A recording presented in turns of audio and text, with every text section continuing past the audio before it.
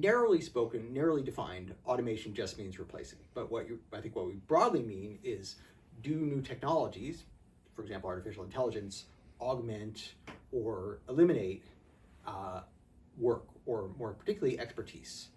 And the answer is actually both. So let me define what I mean by expertise. Expertise means like a specific competency or knowledge to do something that's valuable, right? So, code an app, bake a loaf of bread, remodel a kitchen, perform medical exam. For expertise to have economic value, you need two things. One is that it actually, the thing that it enables you to do is itself valuable. So it's got to be, data science, not card tricks. The second is it has to be scarce, because if everyone is expert, no one is expert. So automation can eliminate scarcity by taking something that was a valuable skill that people invested in to develop, and all of a sudden make it so easy and cheap that skill is no longer valuable. So we've seen that happen with typesetting in the past. People who used to be experts at routing when they're driving taxi cabs no longer needed. Lots of complex mechanical tasks now done by machines, and a lot of sorting, filing, copying, calculating also done by machines. That's automation. Automation is important, but it's actually not the most central thing we do with new technologies.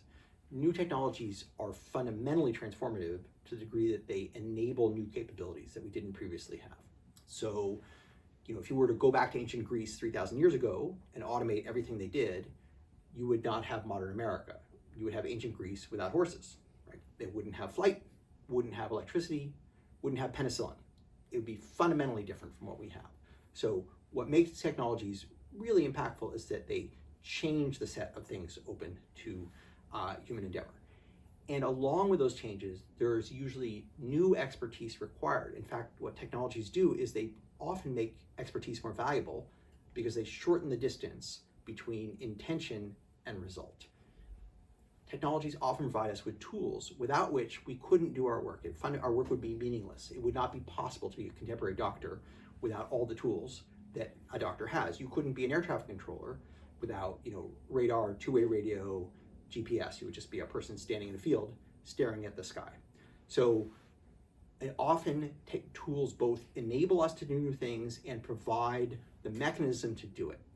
And a lot of the work that we do at present is new and bound up in the new tools that we have developed to use these new capabilities, to enable these new capabilities. But let me finally end this soliloquy by saying we have a lot of choices about how we use these technologies. We can use them primarily to automate, just to eliminate labor and routinize and mechanize things we already do. Or we can use them to enable new possibilities in science, in education, in health. We can enable them to take existing expertise and make it more valuable by extending what people can do with it. And that latter possibility, I think, is one of the most valuable opportunities that we face.